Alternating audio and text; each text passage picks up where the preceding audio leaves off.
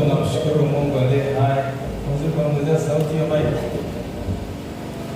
Utafute nipya kuongeza sauti kidogo. Bwana Yesu asifiwe. Amen. Kwa kweli tunamshukuru Mungu, tumepata tena kibali cha kuwepo siku ya leo ya 6 kwenye semina yetu. Bwana Yesu asifiwe. Kwa kweli tunamshukuru Mungu sana sana sana sana. Tunamshukuru Mungu kwa kuwa kwa kweli ametufadhili. Kwa kweli haikuwa rahisi kutokana na nyakati na majira na changamoto ambazo zimekuwepo katikati yetu na migongano pia huduma. Kwa kweli ni neema Mungu kutusaidia. Bwana Yesu asifiwe.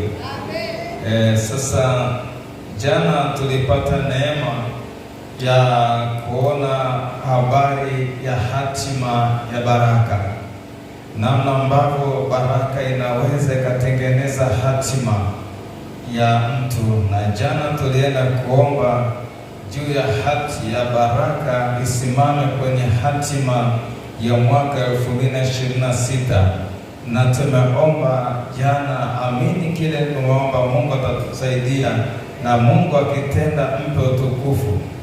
Ukiona Bwana amejidhihirisha mwaka huu, umemwona Bwana kwa viwango vya juu, basi rudi mpe Mungu utukufu, maana Mungu anachotaka ni kwamba akitenda utukufu mrudie.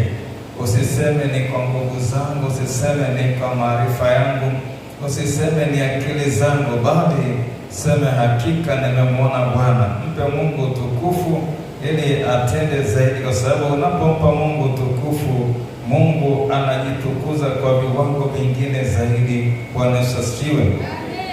Neno letu liko pale kwenye kitabu cha Galatia 3 mstari wa 29. Tukumbushane hapo kwamba tumesimamia hapo Galatia 3, nguvu ya damu ya Yesu katika kurithi.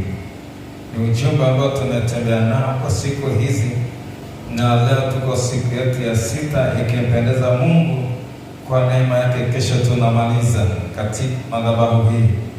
Galatia 3:29 nasema, na kama ninyi ni wa Kristo, basi mmekuwa uzao wa Ibrahimu na warithi sawasawa na ahadi. Na kama ninyi ni wa Kristo, basi mmekuwa uzao wa Ibrahimu na warithi sawasawa na ahadi. Sasa hapa naposema na kama ninyi ni wa Kristo, Kristo tumeona kwenye kitabu cha Ufunuo ile 5:9-10 kwamba mwana kondoo Mungu alipochinjwa alinunulia Mungu watu wa kila taifa, lugha na jamaa, akawafanya kuwa ufalme na makuhani, wanamiliki juu ya nchi. Kwa damu ya Yesu ilipotununua, nasi tukaunganishwa na ahadi za Ibrahimu, na tunarithi sawasawa na ahadi. Kwa zile ahadi ambazo Mungu alimwahidi Ibrahimu na uzao wake, nasi kwa imani kupitia damu ya Yesu tumeunganishwa na hizo ahadi.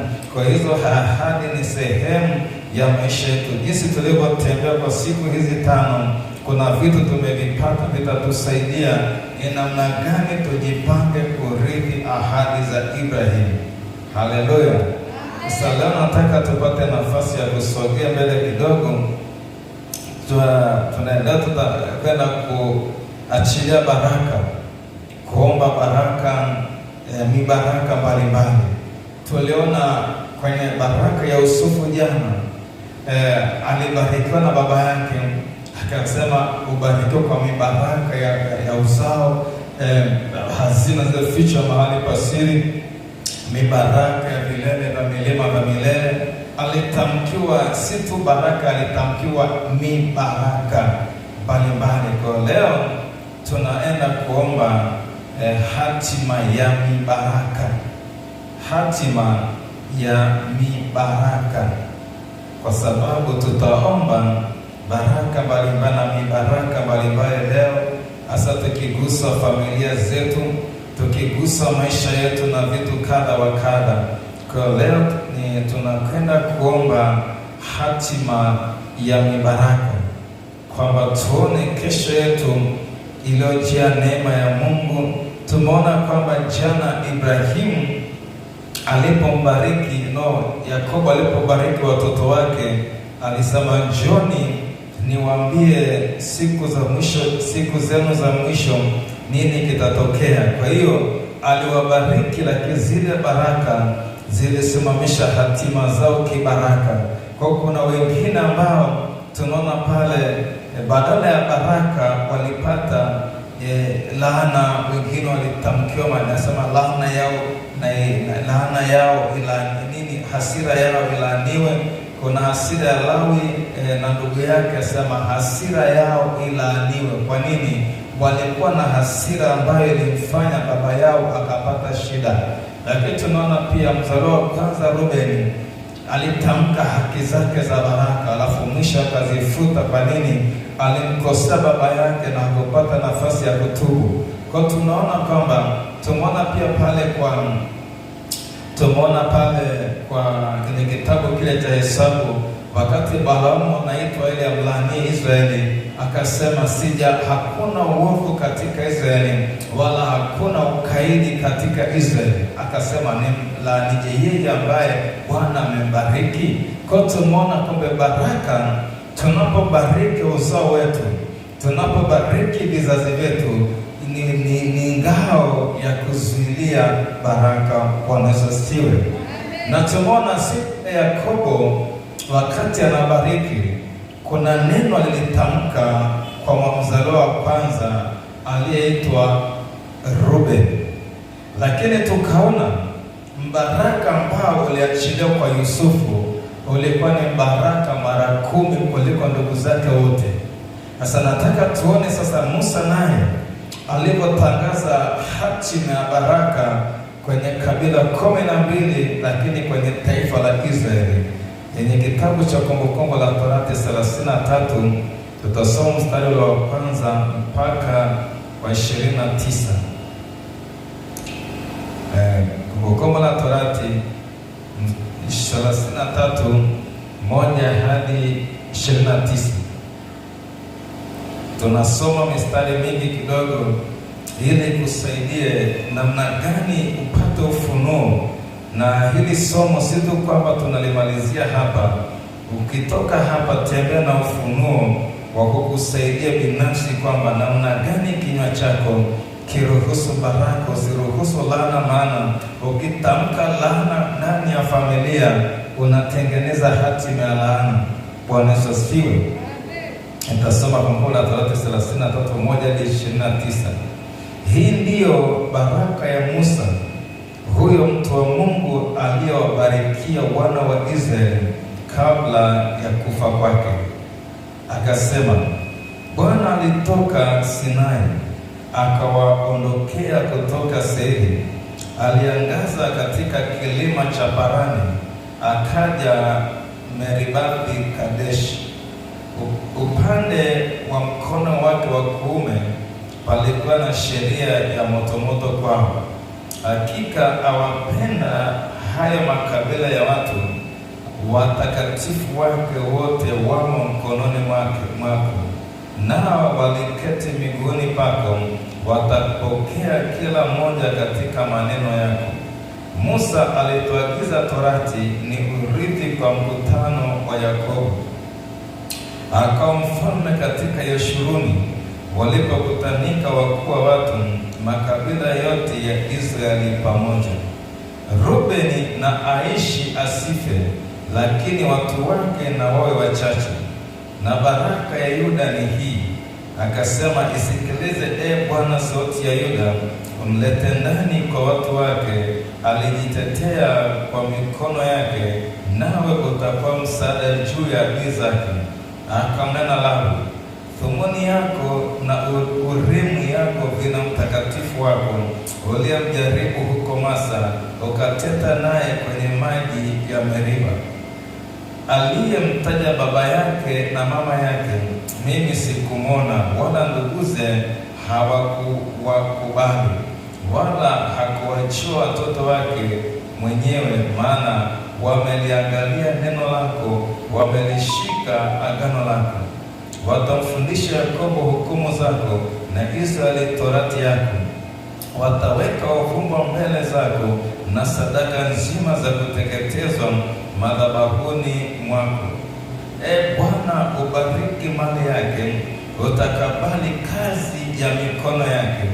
Wapige viuno vyao waondokao juu yake, na wenye kumchukia wasiinuke tena. Akamnena Benjamin, mpenzi wa Bwana atakaa salama kwake, yuamfunika mchana kutwa, naye hukaa kati ya mabega yake.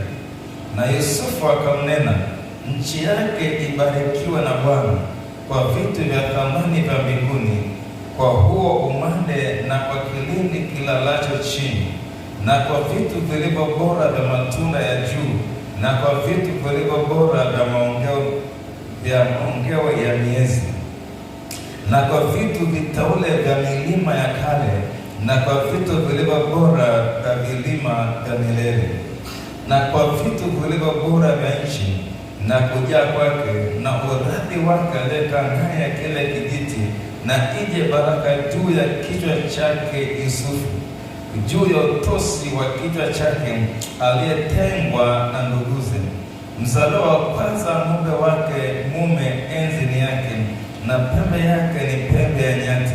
Na hivyo atayasukuma mataifa yote hata ncha ya nchi.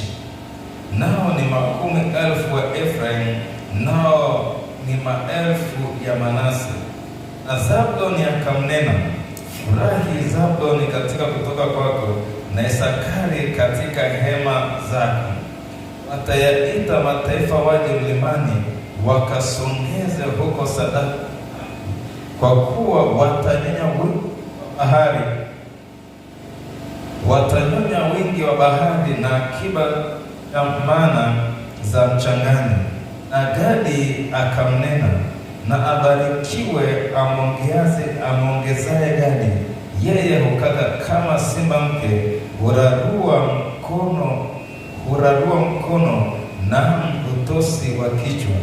Akajichagulia sehemu ya kwanza kwa lililo lilokuwa fungu la mtoa sheria, akaja pamoja na wakuu wa watu, akaitekeleza haki ya Bwana na hukumu yake kwa Israeli. Na Dani akamnena, Dani ni mwana simba arumeko Bashani. Na Naftali akamnena, Naftali, uliyeshiba fadhili, uliyejawa na baraka ya Bwana, umiliki magharibi na kusini. Tekebisha kidogo hapo kwenye haiko juu kidogo. Na Asheri akamnena, na abarikiwe Asheri kwa watoto, na akubaliwe katika nduguze, na chembe mguu wake katika mafuta. Na makamo yako yatakuwa chuma na shaba, na kadiri ya siku zako ndivyo zitakavyokuwa nguvu zako.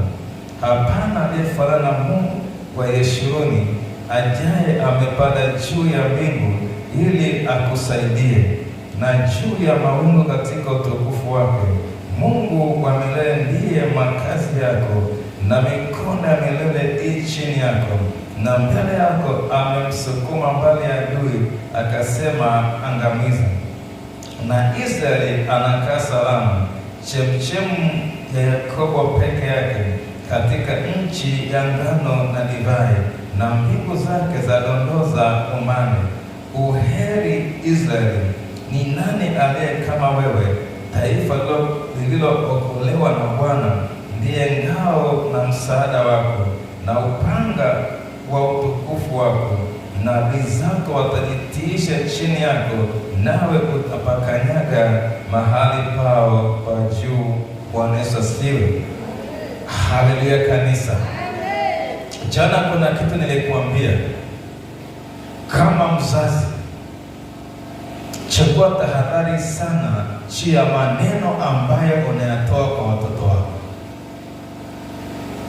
Wakati unapoweza kumtamkia maneno magumu mtoto wako, unatengeneza hatima ya maisha yake. Ukimbariki mwanao, hiyo baraka inatengeneza hatima ya maisha. lakini ukimlaani mwanao, hiyo laana inatengeneza hatima ya maisha yake. Tumeona jana Yakobo akawa amewaita watoto wake mmoja mmoja, akaanza kuwabariki, lakini Reuben alitangaza baraka zake, lakini kwa makosa aliyomfanyia baba yake akazifuta laana zake. Lakini tunaona alipofika kwa Yusufu, yani alikuwa na watoto 12, lakini alipofika kwenye sala kumbariki Yusufu alitulia, aliachilia baraka baraka baraka baraka baraka na baraka. Sasa hayupo ule mzee, miaka 400 imepita. Baada ya miaka 400 sasa anakuja mtumishi mwingine anaitwa Musa. Amesimama kama kuhani, amesimama kama kiongozi, amesimama kama mwamuzi, amesimama kama nabii. Sasa kuna siku sasa Yakobo alitabiri, alibariki mtoto mmoja mmoja. Sasa wale watoto wamekuwa ni kabila 12, lakini anapokuja Musa kubariki, anatamka kila kabila kwa jina la muasisi wa kabila. Anaanza anasema Reuben mzaliwa wa kwanza, anasema Reuben naishi na asife, ila watu wake wawe wachache. Kwa hiyo Reuben akafupishiwa uzao. Kama wengine walikuwa akizaa sana, lakini Reuben alikuwa hazai, kwamba akijitahidi atazaa 2, na wengi walikuwa hawazai zaidi ya 2 au 3. Kwa walikuwa nazaa. Kwa nini? Walitengenezewa hatima ya maisha. Makosa aliyofanya na baba yake akamchukiza, yakaendelea. Baada ya vizazi 4 anazidi kubana. Lakini tunaona kwa hao wengine walikuwa napita, wanapewa baraka tofauti tofauti. Akasema Lawi, utakuwa mtumishi wa madhabahu, utafundisha Torati, utafundisha sheria, utatoa sadaka. Na ndivyo ilivyokuwa kwa Lawi. Lakini amefika kwa Yusufu, alimimina baraka zaidi hata zile ambazo alizitamka Yakobo. Alitamka baraka nyingi, na zile baraka zilikuwa zinatengeneza hatima ya Yusufu. Sasa sababu Yusufu kupewa baraka nyingi na baba na mtumishi ni kutokana na uaminifu wake kwa Mungu wake. Maisha yake, na kwa sababu Yusufu alipita kwenye dhiki, ngoma na majaribu magumu, lakini hakumwacha Mungu. Aliuzwa na ndugu zake kuwa mtumwa, akafungwa na pingu, akapelekwa Misri, akafika kule akauzwa kuwa mtumwa, mtumishi kwa Potifa, akapewa kesi ya uongo, akaenda gerezani, akafungwa kwa miaka kadhaa, lakini hakumwacha Mungu. Akatupwa gerezani, akatoka, akaenda ikulu. Baada ya kuingia ikulu hakumwacha kwa sababu ya wingi wa baraka. Hapo ndugu zake wanakuja siku, wanakuta ndio bwana wa nchi, wakaja wakamsujudia mbele yake, ndoto yake katimia, lakini hakulipa kisasi kwa ndugu zake. Akawaambia, aisee ndugu zangu, Mungu ninyi mliniwazia mabaya, lakini Mungu alinitanguliza huku niwaandalie maisha. Maana kuna miaka 7 ya njaa inaendelea. Sasa baada ya kulipa kisasi, akawatendea mema, akawakaribisha, wakala vizuri, akawatengea mji pale wa Gosheni, na wakakana baba wao kija, wakakaa wakaishi. Kwa hiyo Yusufu, kwa kadri alivyokuwa mnyenyekevu kwa Mungu wake, aliongezewa baraka. Kwa hiyo kila mahali ambapo Yusufu anapita, yani watu walikuwa na baraka, wanataka hawataki. Kwa nini? Baba yake Yakobo alimwekea msingi wa kubarikiwa kwa baraka za kutosha. Amekuja mtumishi na yeye anamwekea baraka za kutosha, lakini yule ambaye alitamkiwa laana akasema, lakini asiwe na ukuu. Baba alisema, Reuben, usiwe na ukuu. Musa anakuja anasema, Reuben asife, aishi, lakini watu wake wawe wachache. Kwa hiyo kile unachomtamkia mtoto wako, kama ni baraka, anayekuta mjini atambariki. Kama amemtamkia laana, anayekuta mjini atamlaani. Bwana Yesu asifiwe. Haleluya, haleluya. Sasa wamama, ninyi mna shida kuliko wababa. Tukisema tuweke mizani ya maneno magumu kwa wanaume na kwa wanawake, nyie mtakuwa 70%, wanaume 30%. Maana Mungu alipowaumba amewapa neema ya kusema sana. Yaani kama umerudi nyumbani umechoka, kaa mbali na mke wako, maana atakuongezea uchovu. Sikudoshina na mchana utakuwa nini? Utaulizwa kikombe kiko wapi, vijiko viko. Sasa wewe mwanamke, wewe umeshinda hapa nyumbani, umepanga vijiko vyako.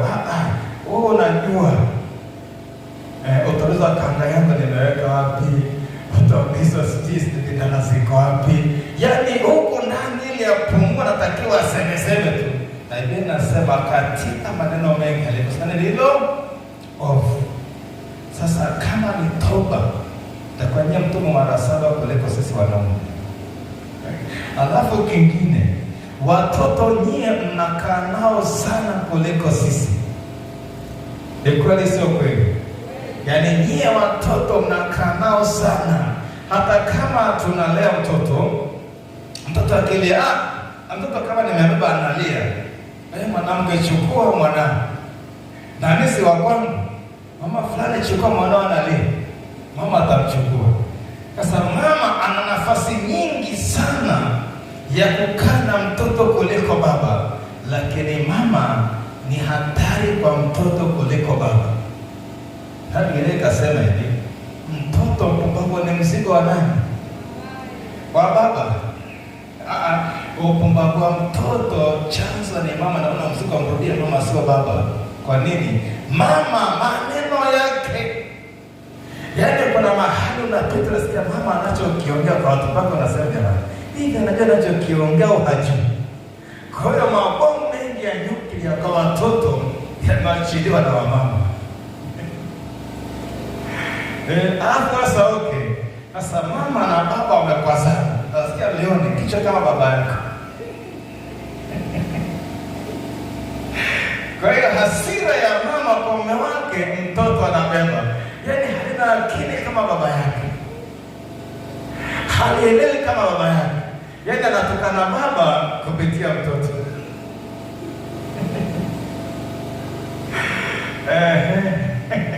Sasa Yakobo alitamka laana moja ikatesa. Lakini wao tumetamka 200 itatesa kiasi. Kwa sababu Yakobo alimwambia Ruben, usiwe na hukumu. Alitamka neno hili. Sasa jiulize, wewe umetamka mangapi na ameleta athari kiwango gani? Umetamka mangapi kwa watoto? Lakini nje ya hapo umetamkiwa vingapi na watu katika maisha yako yote? Yanatengeneza hatima ya maisha yako. Neno linauma. Sasa tunaona Yakobo alitamka hayupo, lakini sasa anakuja mtumishi wa Mungu Musa, naye anashindilia hapo. Aleta mke wa laana, anamfunga hivyo. Aleta mke wa baraka, anabarikiwa hivyo. Kwa hiyo baraka ndani ya familia hutoa picha ya familia ya kesho. Bwana Yesu asifiwe. Amen. Unakuta mama kakaa na binti yake. Alafu anaambiwa osha vyombo.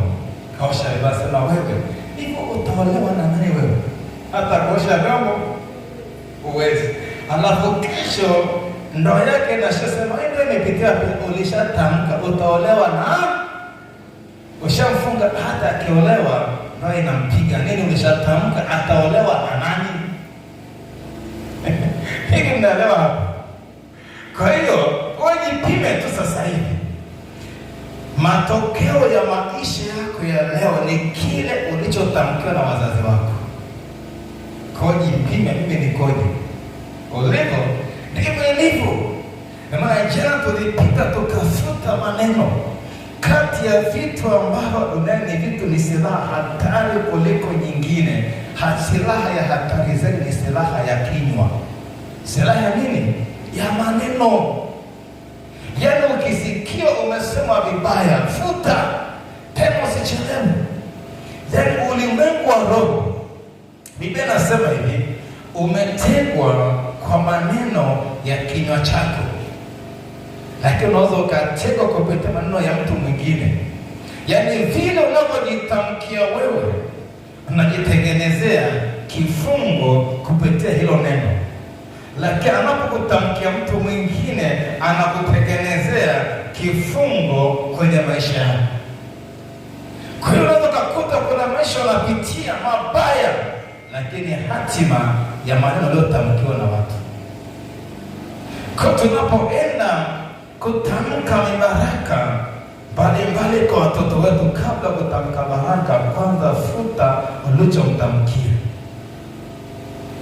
Futa ulichomtamkia. Kuna mwaka fulani, miaka mingi kidogo, nilienda kwenye familia moja, nikawa ninaomba. Sakati ninaomba, nikaletea ufunuo ghafla. Kaambiwa muombe huyu binti. Katoto kadogo tu. Muombe. Na kulikuwa kama darasa 7 au la 5 au la 4. Ni binti lakini kadogo tu, kama darasa la 4, kama la 4 au la 3 hivi. Nikasikia muombe huyu binti, kuna kitu hakijakaa sawa. Sasa akasema, ninaomba kwa ajili ya nini? Kuna shida gani? Kuna tatizo gani? Nikatambia mama, nasikia binti ni muombe, lakini sijajua. Nasikia huyo binti ana shida, kuna kifungo kimemfunga, lakini sijajua. Nikaona mtumishi, huyo binti amefanya baba yake zaidi, na kila anayemwona anasema, utolewa na nani ulifanya baba yako? Umesikia? Utolewa na nani ulifanya nani na baba yako? Kasi nikamwomba, nikamfungua, kama Mungu alisaidia. Lakini nikaambiwa binti kuna kifungo alichofungwa muombe. Na nikamwombea. Sasa alitamkiwa, kila anayemuona, utolewa na nani unafanana na baba yako. Kwa kile kifungo, sasa sijui ni nani wa kwanza kumtamkia. Alipomtamkia, sasa anayemuona anakoleza chumvi, anayemuona anaongezea nini? Chumvi ikolee. Kwa hiyo unapotamkiwa neno, watu huongeza kile kitu kiumbike mpaka kikamilike. Ndio maana alichotamka Yakobo akaja akatamka na Musa hicho, anakazia pale. Haleluya, haleluya. Sasa wewe hebu tafakari, hebu vuta pumzi, vuta picha ya maisha yako mwaka wa kwanza, miaka 5. Mara nyingi watu wanakusemeaga nini? Yaani kutana na watu au maneno mtaani, wanakusemea nini sana, kitu ambacho kinajirudia mara kwa mara. Kile ambacho kinajirudia kwenye maisha yako, hicho kitu kuna alianza kutamka na kinaendelezwa ili kikamilike. Kunapoenda, kwa sababu ili uombe baraka kama hatima ya maisha yako, lazima kwanza ufute kile ambacho kinakuzuia. Yaani kile ambacho kimekushikilia, kile ambacho kinakutesa, lazima kwanza ukiondoe. Bwana Yesu asifiwe. Amen. Mwaka jana nilienda nyumbani kwetu nilikolelewa. Nilienda huko kwa ajili ya maombi. Mungu aliniambia nenda nyumbani, kaka tulie, kuna vitu nataka nikusaidie usogee kwenda hatua nyingine. Nilipofika kwenye ile ardhi, nilipoweka nia ya maombi, usiku ule wa kwanza kufika pale, Mungu akanitembelea. Tulipokutana nikawa na hasira, kwa sababu watu nisema vibaya sana. Nikawa muone na nini? Na hasira. Yaani tunakutana na Mungu ulimwengu wa roho, alafu amenikuta na hasira kwa sababu ya watu wanaonisema vibaya.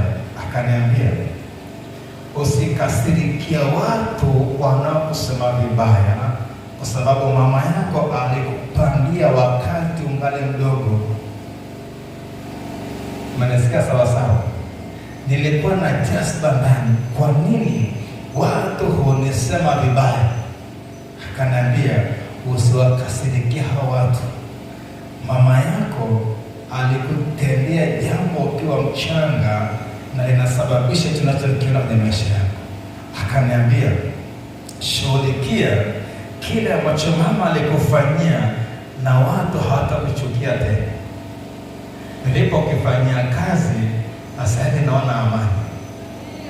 Sawa sawa? Ataona nipenda, ataona amani na mimi leo. Lakini kwa wakati ule nikasema, mbona naye amevaa suti ya blue, kwanza sio nzuri, yaani suti nzuri, lakini kwa sababu ya mbegu ya mama asema, mbona kwanza suti yake sio nzuri, alafu kama nasema kasema, naona anaringa, amevaa nini kodi kibazuri, ninaringa na nichukia. Kwa nini? Nilipandwa mbegu na mama, lazima itimizwe kwa watu. Sasa na wewe kuna kitu ulipandiwa na kusema, mama mna kazi. Mama aliniharibu toka nikiwa mchanga, inanitesa zaidi ya miaka 50 ya maisha yangu, inanitesa. Lakini mama alifanya hicho. Sasa mama, ninyi ni waropokaji sana mkiwa na watoto wenu. Ni kweli sio kweli? Na watu wanasema laana ya mama ni mbaya kuliko ya baba. Umesikia sawa sawa? Yaani mama akasema, kama hukuina hili ziwa, kama hukukaa hapa tumboni, aisee, fanya toba unayoweza kwa gharama yoyote. Yaani mama aseme, kama hukukaa kwenye hili tumbo, au kama hukuina hili ziwa, nenda kwa baba kula kwako. Imekula kwako. Laana mama ni mbaya, kwa sababu anayetengeneza mazingira ya kuwa mbaya. Kule kwetu wakitaka kutoa laana, walikuwa na kuvulia nguo.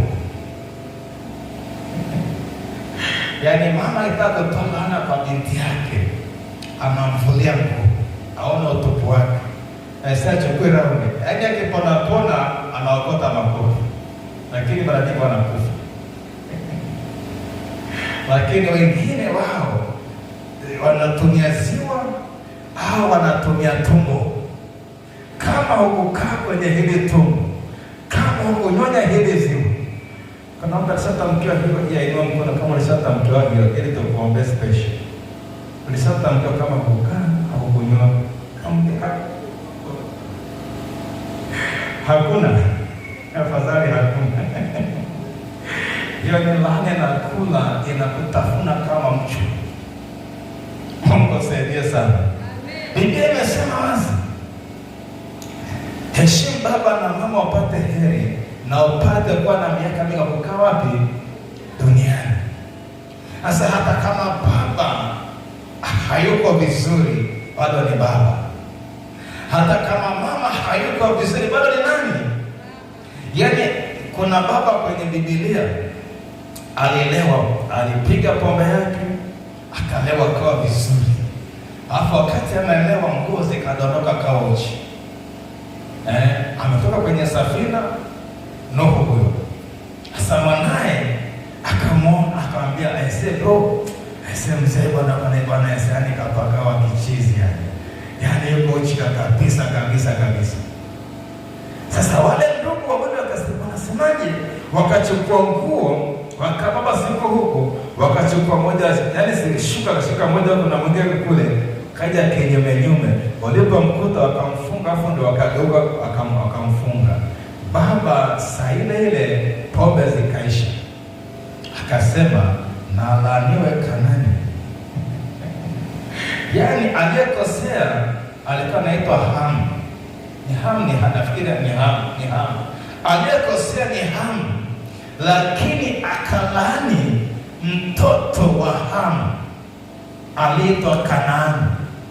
Amekosea baba, lakini ulimwengu wa roho akaona mtoto atakayemzaa, akamlaani huyo mtoto anaitwa Kanaani, akasema na laaniwe Kanaani. Lakini shida, baba kanywa pombe zake mwenyewe, kalewa mwenyewe, kacheka tu, mzee kadata, kanywa mpaka kafanya nini, kafua nguo, kile kitu kikawa na laana. Leo hiyo nchi ya Kanaani mpaka leo na laana. Wala Palestina hawana raha sababu ya laana ya nini, ya Nuhu. Nchi ya Kanaani wakapewa Israeli kwa sababu walishalaaniwa wale makabila 7 ya Kanaani. Ile laana ya Nuhu mpaka leo inafanya kazi. Wanakuta ile mataifa Mashariki ya Kati hawana raha usiku na mchana. Kwa nini? Laana ya Nuhu baba yao akalaani mjukuu. Sasa kwa hiyo tamani leo tuingie kwenye maombi tena. Cha kwanza tutakwenda kwenye toba na kufuta laana ambazo umebebeshwa na wazazi na marafiki na walimu na ndugu, popote ambapo umepita ukatamkiwa maneno na ametengeneza hatima maisha. Tutapita kwenye toba na kufuta, alafu leo tutakwenda kuomba ahadi za mibaraka ya Ibrahimu. Zile ahadi za baraka tutakwenda kuziomba. Kama na watoto, omba kwa watoto wako. Hapa tumeona Yakobo alitamka mtoto mmoja, amekuja na nani, na Musa, akabariki mtoto mmoja. Kama umepata neema una mtoto, mbariki kwa jina lake. Musa aliwabariki kwa majina, nawe leo wabariki kwa majina. Haleluya. Una ndugu zako, yaani kama una neema, una watoto, una ndugu zako, wabariki kwa majina. Kwa nini? Wakibarikiwa wao wamebarikiwa pia. Ukibariki na unabarikiwa. Kwa hiyo tutakwenda kuomba baraka za Bwana zifunuliwe kwetu kiagano, baraka ambazo zitatengeneza hatima maisha yetu, si leo tu, na maisha yetu yote yafungwe ndani ya baraka kiagano kwa Bwana Mungu wetu. Sababu sisi ni warithi. Kama Musa alitamka baraka zikawa, kama Yakobo alitamka, sisi tunarithi kupitia Ibrahim. Kwa leo hakikisha muda ambao tunao mchache utumie vizuri. Pita na baraka kwa majina una ndugu zako. Na utaona Musa alibariki mpaka na taifa la Israeli. Ukaweza bariki na Tanzania, bariki na mji wako, bariki kitongoji chako. Leo tunapita tukitamka baraka, na kumbuka hizo baraka zinatengeneza hatima, zinaandaa kesho ya eneo, zinaandaa kesho ya familia, inaandaa kesho watoto wako, inaandaa kesho ndugu zako. Kwa nasiwe. Amina. Tusimame. Karibu kama tutapata bisi hapo ya kuabudu. Lakini sio kama ya jana iwe nzuri. Karibuni waimbaji. Tumwabudu Mungu. Hebu tuongoza haya maombi. Maana mama amepata vifungo vingi. Sadaka basi.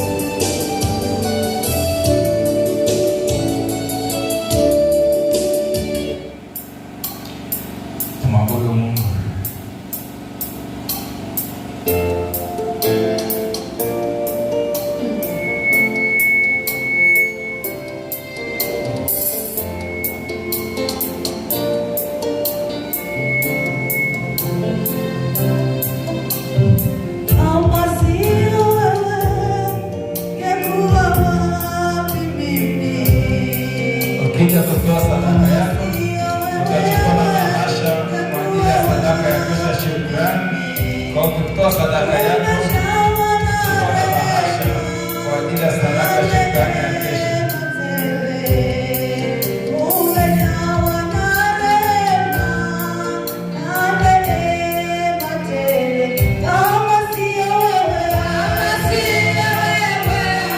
Yeah.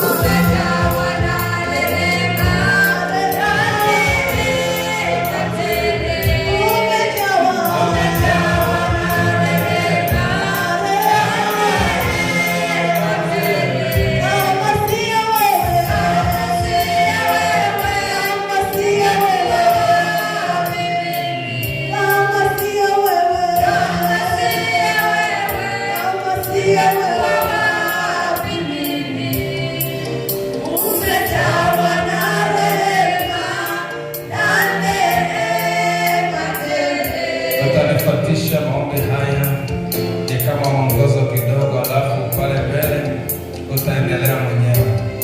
Sema Mungu uliye hai. Mungu uliye hai. Katika damu ya Yesu.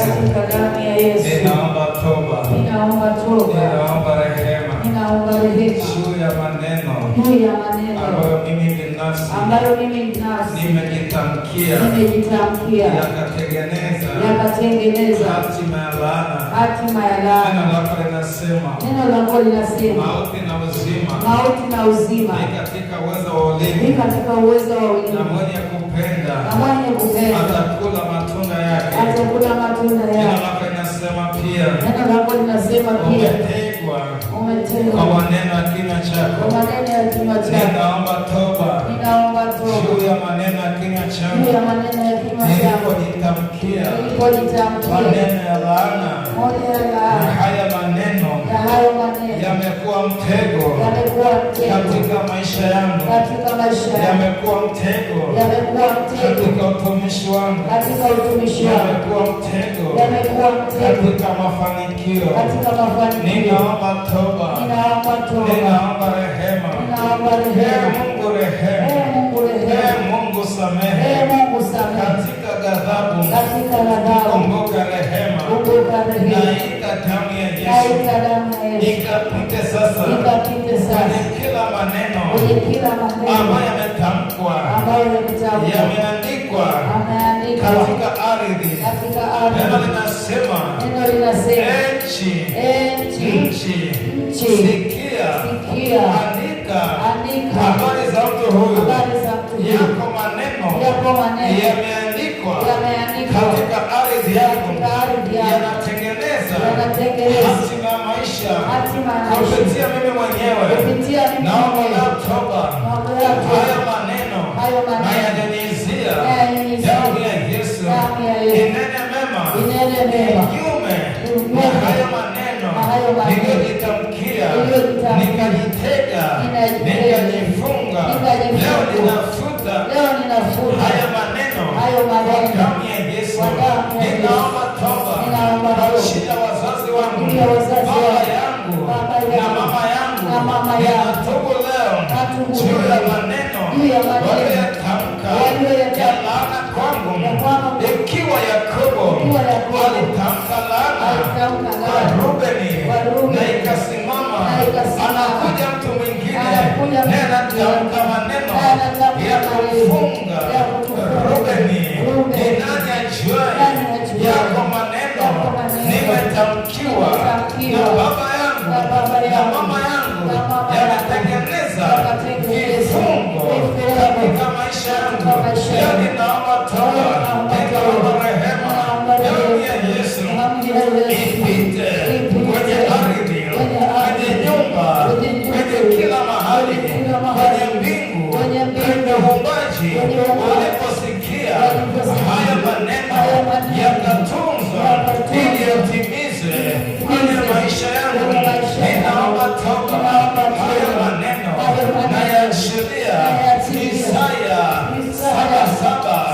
Haya maneno hayatakuwa, hayatasimama tangu leo. Kwa damu ya Yesu ninayatengua haya maneno yaliyotamkwa kama kiapo, yameifunga nafsi yangu, yamefunga maisha yangu kwa jina la Yesu, kwa damu ya Yesu. Hivyo viapo ninavitengua, havitakuwa, havitasimama. Mungu uliye hai, neno lako linasema damu ya Yesu ina uwezo wa kuondoa uovu wote unaonipiga kupitia maneno. Leo nauondoa kwa damu ya Yesu. Ninajikumuta hiyo laana iliyojivika kwangu kama vazi kupitia maneno. Leo najikumuta kwa damu ya Yesu. Endelea kuabudu.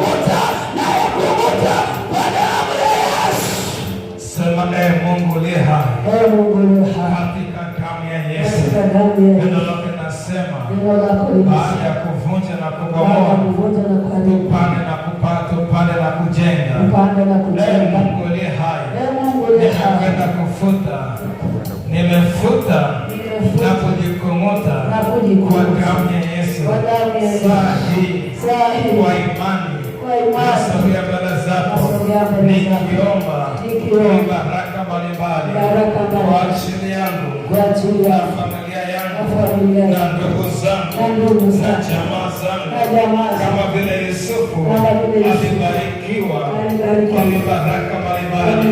Nami Bwana ninaomba ni baraka mbalimbali, hiyo ni baraka iwe hatima ya maisha yangu, iwe hatima. Maana tumeona Yakobo aliwaambia watoto wake, jioni leo ni wabariki kwa ajili ya mwisho wa siku zenu. Mungu uliye hai, nami nasimama kwa jina la Yesu kama kuhani, nasimama kwenye madhabahu yako kwa jina la Yesu. Natamka baraka kama hatima kwenye huduma, kwenye uchumi. Natamka baraka ambazo zimebeba hatima, baraka za kustawi, baraka za maongezeko, baraka za kibali, baraka za heshima kama hatima. Hizo baraka nazifunga ya agano kwa damu ya Yesu, ya damu ya agano ninaifunga, na hizo baraka ya agano, hiyo ni baraka inayokwenda kuibariki leo. Hiyo ni baraka ya agano kwa jina la Yesu. Ninabariki uzao wangu ya agano kwa jina la Yesu. Ninawabariki kwa majina yao ya agano kwa damu ya Yesu. Mungu aliye hai, ninapoenda kuomba hiyo ni baraka, damu ya Yesu isimame pamoja na maombi yangu, ikanene pamoja na maombi yangu. Roho Mtakatifu ukaniwezeshe, maana naomba wakugua usipoweza kutamkika, nawe jua mapenzi ya Mungu utuombea katika mapenzi ya Mungu, maana mimi sijui kuomba ipasavyo. Roho Mtakatifu unikumbushe, unipe maelekezo saa hii namna ya kuomba baraka mbalimbali na ifungwe kiagano kwenye hatima ya maisha yangu na vizazi vyangu kwa jina la Yesu, kwa jina la Yesu. Endelea kuomba, endelea kuomba. Ninatamka baraka sasa kwenye uzao wangu, ninatamka baraka sasa kwa watoto wangu, ninatamka baraka kwa kila mtoto aliyeaniwa, ninatamka baraka kwa uzao wangu wa kwanza, ninatamka baraka kwa uzao wa pili, natamka baraka kwa uzao wa tatu, natamka baraka kwa uzao wa nne, ya kwamba kila mtoto atafikia hatima ambayo Bwana umeikusudia. Maana kabla ya kuumbika msingi ya ulimwengu ulimjua uzao wangu wa kwanza, ukamjua na wa pili, ukamjua na wa tatu,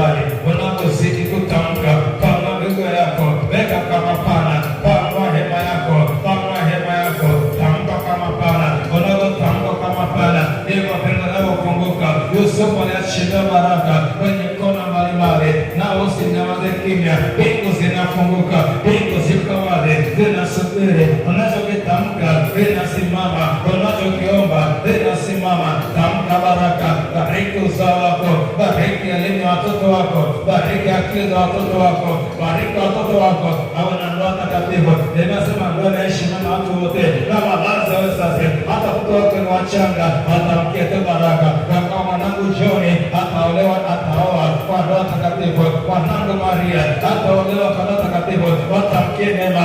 Mwambie Bwana, nabariki uzao wangu, watatoka madaktari, watatoka mainjinia. Walibariki ile mama aliyeitwa Rebeka, ile siku ya sendofu yake walipomwaga, wakamwambia mama, ndugu yetu, uwe mama wa maelfu elfu, wako watoto wafalme. Wakati anaondoka ndugu yao walimtamkia baraka. Haya mama maelfu, ulimwengu wa roho unapotamka, unaomba kitu kwa ajili ya kesho ya watoto wako, tamka baraka. Bariki watoto wako, bariki kazi yako, bariki elimu yao, bariki afya yako, bariki utumishi wako, bariki. Tamka mibaraka inasimama, inaandaa hatima mpya yako na uzao wako, yako na mume wako, kwa jina la Yesu. Tamka baraka, tamka baraka kwenye malango yangu ya kuingilia, malango ya biashara, malango ya kazi. Natamka baraka kwenye malango ya utumishi wangu, kwenye malango ya nyumba yangu, kwenye malango ya eneo ninapoishi. Natamka baraka, natamka baraka. Mimi nimebarikiwa, mimi nimebarikiwa kwenye mtaa naoishi, kwenye kijiji, kwenye kata, kwenye tarafa, kwenye wilaya, kwenye mkoa,